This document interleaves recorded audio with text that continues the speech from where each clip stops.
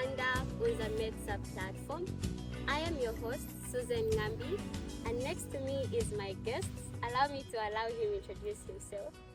Hello viewers, my name is DrManda, now DrManda. I'm glad to be on the platform. Thank you.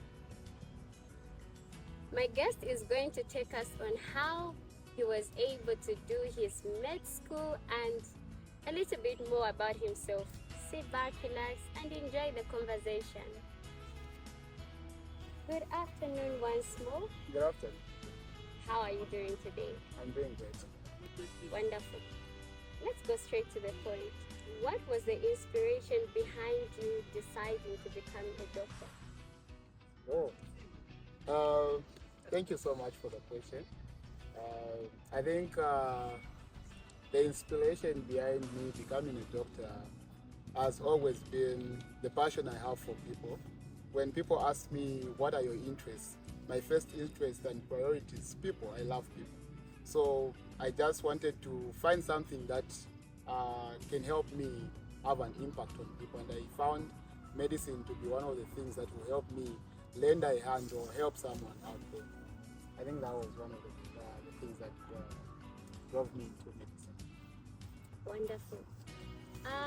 I am also aware that whilst doing your studies, you were also a chairperson for your fellowship. Yes. Please tell us, how were you able to manage being a chairperson at your fellowship and handling the pressure that comes with being a medical student? And also, what would be your advice to someone who thinks, I am not able, I would rather just stick to one thing? Okay. Thank you so much once again for the question. So for me, being a chairperson as well as doing medicine, I think how I used to balance this thing is that I have 24 hours in a day, and I think it all comes back to how good you are at planning things and how you've planned your life.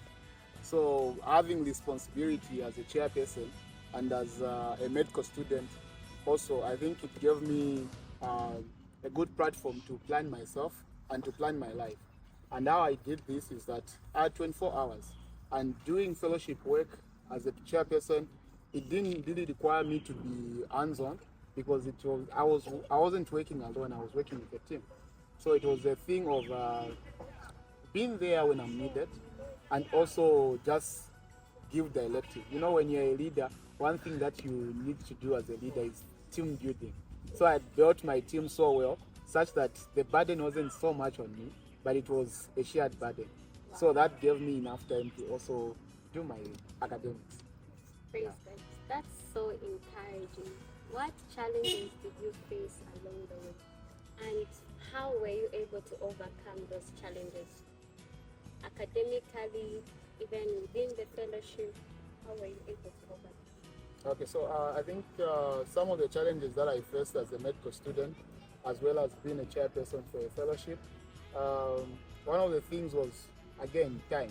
Because you find that med school in itself is so demanding. And I was a chairperson as well as in my final year. And most of the times you'll be required to be on the wards. So you find that much of the time is being demanded on me to be on the wards. And also fellowship activities is also calling on me.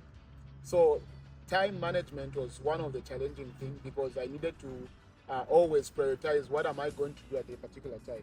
Is it sacrificing my sleep in order for me to attend to my academics, or is it attending fellowship and neglecting school? But all in all, it was about planning, like I mentioned earlier. So time will always be a challenge in your medical journey. Like you always find that time is not enough. You would rather maybe are given 36 hours in order for you to have everything worked on. But thank God that I was able to balance it. Despite having limited time, I was able to prioritize to say, okay, this time around, I'm going to neglect my sleep, I'm going to attend to my academics, or let me attend to fellowship works. And it used to flow like that. And we managed like that. Wow. So encouraging. Okay, what would you describe now that you are a doctor as the best way in which you are going to serve the community? What should be our expectations from you? Oh wow. Okay, so for me, what you need to expect from me is that, you know, being a doctor, you're just also doing an assignment of God. You know, you're just an extension of God's hand to heal his people. So, you know, being a doctor comes with being a person who has a lot of humility. You need to be a person who has compassion for people that you are giving that service. And so I just want to be a person that when I walk on the wards, when I'm attending to my patients, they should feel comfort and they should see help in me. They should know that whenever I appear, help has come. Yeah, so I think one of the things I would do best is to be available for my patient and give them enough time to explain to me what they are going through and what their problem is. And I also have to give help to the person. One more last question. Okay. Anxious to hear. Okay, how many girlfriends would you encourage that the monks should have before they leave med school? Wow. Oh my goodness.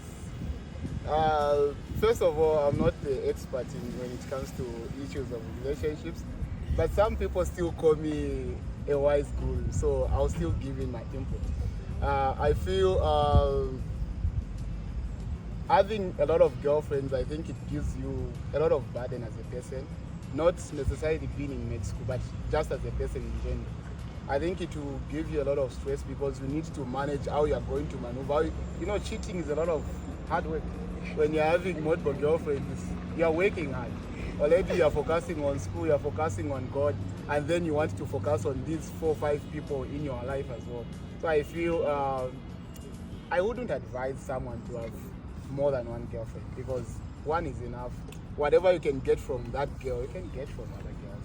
So I feel one person is enough, and that helps you to, as a person, to grow and to learn more about the person that you're getting, and also just to give you enough time to do other things. Because when you're dating a lot of people at once, you want to spend on this one, you want to spend on this one, you want to spend on this one. At the end of the day, your finances go down, your way of handling things, your responsibility, you won't have responsibility in short as a person. So I will strongly advise to all medical students out there that make sure that you stick to one girlfriend. In fact, as a medical student, don't even have a girlfriend. Focus on school.